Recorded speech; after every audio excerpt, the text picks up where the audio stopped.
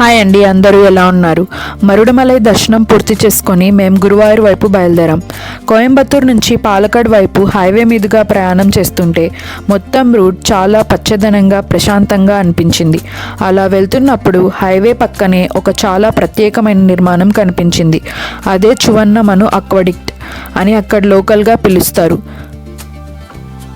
ఈ place highway మీద ఉండటం వల్ల మనం ప్రయాణం చేస్తూ ఉన్నప్పుడు చాలా ఈజీగా మిస్ అయ్యే ఛాన్స్ ఉంటుంది.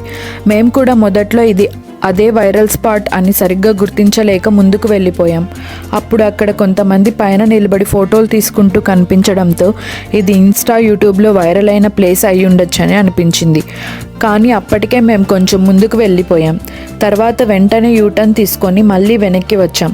తిరిగి వచ్చేసరికి బెటర్గా అక్కడ పక్కనే ఒక చిన్న కార్ పార్కింగ్ స్పేస్ దొరికింది. అక్కడే మేము కార్ పార్క్ చేసి ఆ తర్వాత నెమ్మదిగా వాక్ చేస్తూ ఆ ప్లేస్ దగ్గరికి వెళ్ళాం.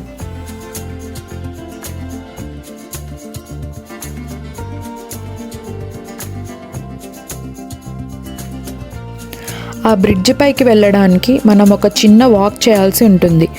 సో నెమ్మదిగా నడుచుకుంటూ వెళ్ళామన్నమాట.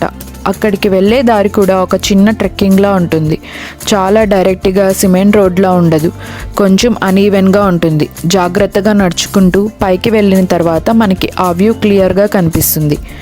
సో ఆ బ్రిడ్జ్ పైకి వెళ్ళడానికి మేము సుమారు 10 నుంచి 15 స్టెప్స్ ఎక్కాల్సి వచ్చింది. మా తమ్ముడు అయితే మా బాబుని తీసుకొని ఆ స్టెప్స్ ఎక్కేశాడు.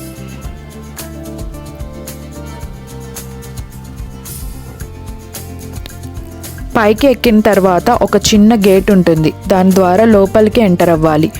ఆ గేట్ దాటిన తర్వాత లోపలికి వెళ్తే అక్కడ ఒక చిన్న కాలువ లాంటి నిర్మాణం ఉంటుంది.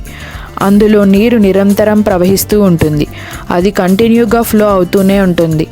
అక్కడ నడవడానికి స్పేస్ కూడా చాలా సన్నగా ఉంటుంది. ఒక పర్సన్ మాత్రమే కంఫర్ట్గా నడవగలడు.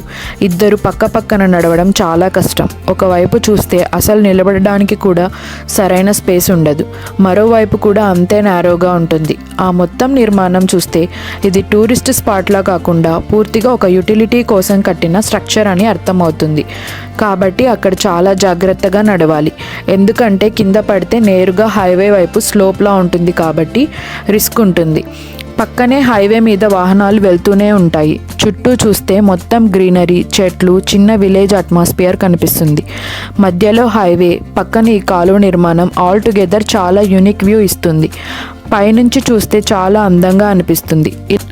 ఇలాంటి చోట్ల స్విమ్ చేయడం వల్లే ఇది సోషల్ మీడియాలో వైరల్ అయింది అనిపిస్తుంది. నేను అక్కడ కొన్ని ఫోటోలు, వీడియోలు తీసుకున్నాను. మా తమ్ముళ్ళు అయితే ఫుల్ జర్నీ చేసి వచ్చారు కాబట్టి కాస్త రిలాక్స్ అవ్వాలని అక్కడ స్విమ్ చేయాలని కూడా అనుకున్నారు.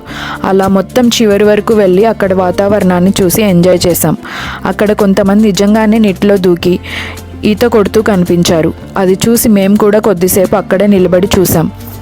యాక్చువల్గా ఈ నీటి ప్రవాహం పేరు చువన్నమను అక్వడిక్ట్ అనేది కేరళలో తిరుసూర్ జిల్లాలో ఉన్న పీచి ఇరిగేషన్ ప్రాజెక్ట్లో భాగంగా 1950లో నిర్మించిన ఒక ముఖ్యమైన వాటర్ మేనేజ్మెంట్ స్ట్రక్చర్. దీని అసలు కట్టింది టూరిస్ట్ స్పాట్గా కాదు, చుట్టుపక్కల ఉన్న వ్యవసాయ భూములకు నీరు సరఫరా చేయడానికి, వర్షపు నీటిని సరిగ్గా ఉపయోగించడానికి మరియు నీటి ప్రవాహాన్ని నియంత్రించడం కోసం. ఇది ఒక కెనాల్ నీటిని కాంక్రీట్ ఛానల్ ద్వారా హైవే లేదా లోయ లాంటి ప్రాంతం మీదుగా తీసుకెళ్లే అక్వడిక్ సిస్టమ్. అంటే నీటిని ఒక ప్రదేశం నుంచి మరో ప్రదేశానికి బ్రిడ్జిలా తీసుకెళ్లే నిర్మాణం. ఈ వాటర్ ఫ్లో నిరంతరం కొనసాగుతూ నియర్ బై విలేజెస్కి ఇరిగేషన్ సపోర్ట్ ఇస్తుంది. ముఖ్యంగా ఎండాకాలంలో కూడా పొలాలకు నీరు అందేలా చేస్తుంది. ఇప్పుడు ఇది సోషల్ మీడియాలో వైరల్ అవ్వడంతో కొంతమంది దీన్ని సీనిక్ స్పాట్గా చూస్తున్నారు. అసలు పర్పస్ మాత్రం పూర్తిగా అగ్రికల్చర్ మరియు ఇరిగేషన్ ఇంజనీరింగ్ కోసం మాత్రమే. అండ్ మా తమ్ముడు వాళ్ళు అక్కడ కొంతసేపు స్విమ్ కూడా చేశారు. ఎండలో ట్రావెల్ చేసిన తర్వాత కాస్త రిలాక్స్ అవ్వడానికి ఇది బాగానే అనిపించింది. కొద్దిసేపు అక్కడ టైం స్పెండ్ చేసి ఆ వ్యూ ఎంజాయ్ చేసాం. ఆ తర్వాత మళ్ళీ మా నెక్స్ట్ డెస్టినేషన్ అయిన గురువాయూర్ వైపు జర్నీ స్టార్ట్ చేసాం. మీకు నెక్స్ట్ వీడియోలో గురువాయూర్ దర్శనం ఎలా ఉంటుందో మీకు చూపిస్తాను. ఈ వీడియో మీకు నచ్చితే లైక్ చేయండి, షేర్ చేయండి. Thank you for watching.